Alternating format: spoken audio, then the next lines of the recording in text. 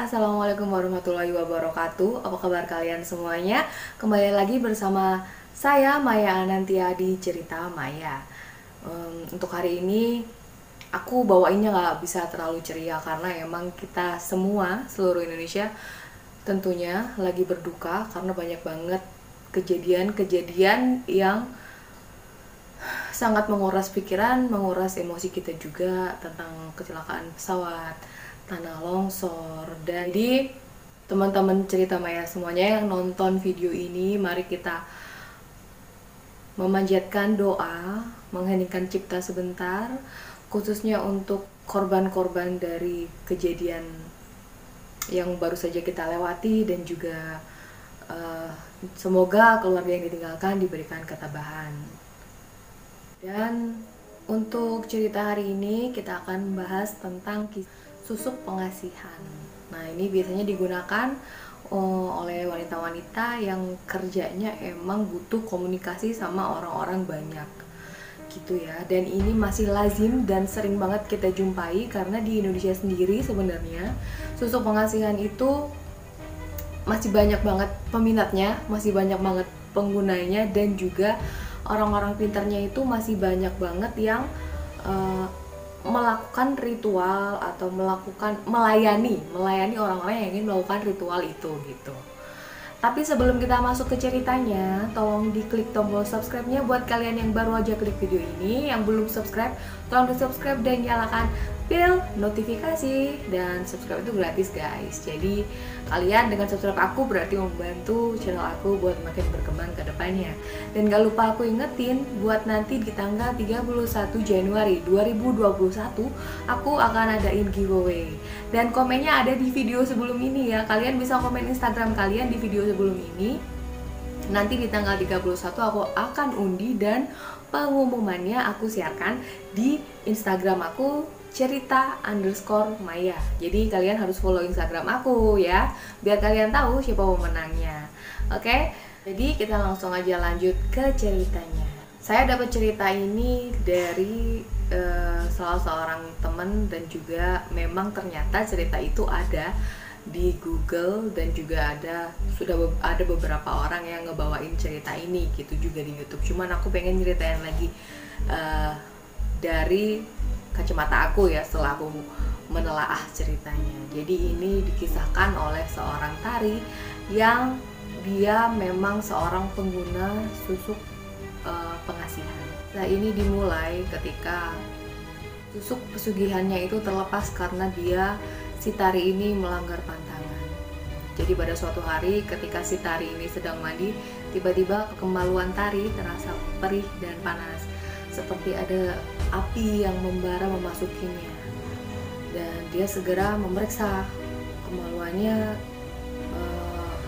ada sesuatu yang keluar dari situ. Bentuknya agak mirip seperti beras, cuman agak lebih besar gitu guys. Beras dari emas ini terjatuh di lantai kamar mandi dengan diiringi asap tipis yang berwarna kehijauan keluar dari seperti butiran emas yang berbentuk seperti beras tadi. Dan asap itu lama-lama semakin menebal dan membentuk sosok kurus berkulit hijau dan berperut buncit. Tingginya hampir mencapai atap kamar mandi. Makhluk berbau anjir itu menatap tari yang masih berjongkok di kamar mandi, lalu meludahi wajah tari sambil bergumam dengan bicara itu nggak jelas banget guys. Jadi omongannya tuh memang kayak bukan bahasa kita gitu guys. Tari ketakutan ngelihat itu, dan dia baru kali ini ngelihat makhluk itu. Dan begitu juga dengan beras emas yang keluar dari kemaluannya tadi. Setelah sedikit tenang, dia menyiram kemaluannya yang masih merasa panas, tapi itu nggak ngebantu sama sekali. Dia masih merasa perih dan sakit gitu. Setelah dia perhatikan lagi, ternyata kemaluannya tampak melepuh. Sementara itu di ruang tamu terlihat anak yang bernama Putri sedang bermain tas ibunya. Dan semenjak tadi si Putri ini menginjak-injak bungkusan hitam yang ditemukannya di dalam tas ibunya. Dan kemudian Dia juga memakai lipstik yang juga diambilnya dari dalam tas ibunya itu. Di dalam kamar mandi, Tari meringis sambil setengah berteriak menahan sakit. Kali ini bukan hanya dari kemaluannya guys, tapi rasa sakit muncul dari mata kanan dan juga bibirnya. Seperti tadi, beras berukuran besar berwarna emas tadi keluar dari bibir bawah Tari dan juga kelopak mata kirinya, diikuti dengan melepuhnya kulit di sekitarnya guys. Kali ini Tari benar-benar gak bisa menahan rasa sakit. Dia nangis di dalam kamar mandi, wajahnya tampak tua dan jelek, ditambah dengan luka lepuh di bibir dan kelopak matanya. Dia nangis banget menahan sakit, dan juga gara-gara susuk yang dia pasang atau di bagian 3 tempat yang udah dipasang ke dukun sebelumnya itu tiba-tiba keluar gitu. Dia berpikir, aku nggak pernah terlambat ngasih saji dan aku nggak pernah melanggar pantangan, kenapa susuk ini bisa lepas ya gitu. Dia bertanya-tanya dalam hati gitu guys. Meski masih kesakitan, dia berusaha keluar dari kamar mandi dan menuju ke kamarnya. Dia bercermin di depan meja rias, dia ngelihat wajahnya udah tampak berubah banget, banyak lepuhan dan juga dia terlihat semakin tua.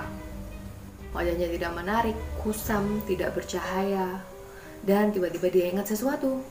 Lalu dia tiba-tiba langsung keluar dari kamar menuju ke ruang tengah, tempat biasa dia nonton TV sama keluarganya. Jantungnya berdetak kencang, dan dia baru ingat bahwa tas hitamnya tertinggal di meja ruang tengah. Sementara selama ini tas itu nggak pernah dibiarkan jauh dari dirinya. Dia bawa kemanapun dia pergi. Terus di dalam tas itu ada bungkusan jimat yang diberikan oleh Mbah Sarno, dukun terkenal yang tinggal di pinggiran kota. Nah, karena salah satu pantangan dari susuk yang dipakai oleh si Tari ini adalah nggak boleh naruh di tanah. Jadi jantung Tari kaget banget saat tiba di ruang tengah. Tasnya tuh udah jatuh di lantai gitu, terus isinya berhamburan. Nggak jauh dari tas itu dia ngelihat anaknya itu lagi injek-injek bungkusan hitam dan juga menendang jimatnya itu tadi. Tahu hal itu, Tari langsung marah, langsung gusar, langsung teriak ke anaknya, kamu ngapain, kok bisa kayak gini gitu. Kamu ngapain bongkar-bongkar tasnya ibu gitu. Nah, anaknya yang kaget. Tiba-tiba anaknya kaget, dan belum sampai anaknya menjawab, si Tari ini langsung menempeleng anaknya. Anaknya kemudian langsung nangis kejar dong. Dan ketika anaknya nangis kejar, suaminya masuk ke dalam rumah kepo. Ada apa? Kok anak aku nangis gitu. Suaminya tersentak melihat Tari memarahin Puput seperti kesetangan, dan keterkejutannya bertambah ketika suaminya melihat wajah Tari itu udah berubah. Ada luka lepuh di sekitar bibir dan juga matanya juga tampak tua. Kemudian suaminya tanya, kamu kenapa? Kok sampai kayak gitu juga marahin Puput gitu. Tapi Tari nggak peduli, dia terus memarahi Puput hingga akhirnya Puput lari ke pelukan ayahnya. Kemudian Tari langsung buru-buru bersiap berganti baju, bergegas ke rumah Mbah Sarno, di mana tempat dia memasang susuk pertama tadi yang udah terlepas. Dan dia ke rumah Mbah Sarno tujuannya adalah untuk memasang lagi susuk yang udah terlepas tadi. Susuk itu sangat berguna untuk Tari. Dengan susuk itu dia mampu memikat seorang pengusaha di kotanya, sehingga dia mendapatkan banyak materi dari pengusaha itu. Masing-masing susuk yang dipasang memiliki efek yang berbeda untuk pengusaha itu dan orang lain yang melihatnya. Susuk di mata membuat orang yang melihat Tari tertarik pada tatapannya, sedangkan susuk pada bibir membuat dia tampak menarik, dan kalimat yang keluar dari bibir itu selalu diperhatikan oleh orang. Dan kedua susuk itu juga membuat wajahnya terlihat segar, berkilau, dan awet muda. Sementara susuk yang dipasang di kemaluan membuat pengusaha selingkuhannya merasa ketagihan dan selalu ingin bertemu dengan Tari terus. Awalnya suami Tari nggak tahu kalau Tari itu memiliki selingkuhan dan jadi simpanannya pengusaha itu. Lama-kelamaan suaminya tahu, tapi suaminya nggak bisa berbuat apa-apa guys, karena selama ini dia nggak punya pekerjaan tetap. Padahal anak dan istrinya butuh makan untuk tetap hidup. Jadi selama ini biaya kehidupan itu dibiayain oleh Tari. Beberapa lampu lalu lintas sudah dilewatin oleh Tari. Kendaraan di jalan nggak dipedulikannya. Bahkan saat berpapasan dengan tangganya di jalan pun Tari nggak ngerti, karena dia fokus untuk bisa cepet-cepet nyampe ke rumah Mbak Sarmo itu tadi. Sampainya di rumah Mbak Sarmo, saat Tari itu nggak basa-basi, dia langsung menjelaskan apa yang terjadi tadi. Dan sepertinya tanpa dijelaskan pun Mbak Sarno udah tahu apa yang terjadi. Tari minta Mbak Sarno supaya susuk itu dipasang lagi.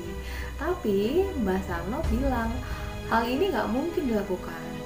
Tari udah melanggar pantangan dan udah bikin jin pengisi susuk ini murka. Nah, Tari nangis dong, minta tolong supaya Mbak Sarno memberi solusi serta memasang susuk hari itu juga, karena dia udah ada janji nih untuk ketemu sama pengusaha selingkuhannya tadi, karena dia ketakutan ya. Mbak Sarno jawab nggak mungkin bisa dan nggak akan bisa pasang susuk lagi. Kalaupun bisa nanti harus tunggu 40 hari dan itu pun dengan ritual yang cukup berat, kata Mbak Sarno. Setelah mendapat penjelasan, Tari pulang dengan perasaan bingung dan galau karena dia harus segera ketemu dengan pengusaha selingkuhannya itu. Akhirnya Tari ketemu dengan si Ferdi ini, yaitu selingkuhannya itu tadi. Selingkuhannya tampak kaget ngelihat wajah Tari dan dia seperti shock gitu, karena wajah Tari kan tadi tambah tua gitu dan ada lepuhan-lepuhan. Tari cuma bisa nangis. Akhirnya dia cuma bilang bahwa dia alergi makanan kepada selingkuhannya. Karena tadinya memang udah janjian mau ketemu, dan setelah ketemu ternyata Tarinya berubah wajahnya, yang tadinya cantik jelita banget jadi tidak menarik. Akhirnya selingkuhannya ini kayak ogah-ogahan gitu loh guys buat melanjutin pertemuan itu. Jadi nggak sampai lama akhirnya si Ferdi ini, si selingkuhannya Tari ini pun memutuskan untuk pulang. Tari yang galau banget, takut ditinggalin sama si Ferdi, dia cuman bisa diem sambil nangis sambil mikirin aku harus gimana, apa yang harus aku lakukan, dan gimana caranya supaya dia bisa cinta lagi sama aku gitu kan guys. Karena jika memang beneran si Ferdi ini ninggalin Tari, otomatis Tari ini nggak bakal punya penghasilan. Dia bakal mulai dari nol, nyari semua usahanya, sementara semua kebutuhan rumah tangganya dia yang biayain gitu kan. Itu yang jadi ketakutan Tari. Tari pun membulatkan tekad untuk segera menemui Mbak Sarno lagi, karena dia berniat untuk mencari tipe pesugihan yang lain, karena dia udah nggak bisa lagi pasang susuk dan butuh waktu 40 hari. Dia nggak mau kehilangan Ferdi, jadi dia mencari akal dengan cari susuk lain. Apa mungkin ada susuk lain yang bisa menyelamatkan kehidupan Tari gitu guys. Nah, untuk cerita part satunya kita akhiri sampai di sini. Untuk kelanjutannya, apakah ada susuk yang bisa membantu Tari untuk tetap bisa bersama Ferdi, akan aku bahas di cerita yang kedua. Oke guys, terima kasih buat kalian yang udah nonton cerita Maya hari ini. Insya Allah nggak lama aku akan upload di part 2-nya, biar kalian bisa terus nyimak kelanjutan dari cerita ini. Kalian pasti kesel banget ya ceritanya dipotong. Ya gimana guys, durasinya udah lewat banyak banget ini. Oke, terima kasih banyak ya guys. Sampai ketemu lagi di cerita Maya episode berikutnya. Tetap dukung terus channel aku biar makin berkembang ke depannya ya guys. Terima kasih, dadah.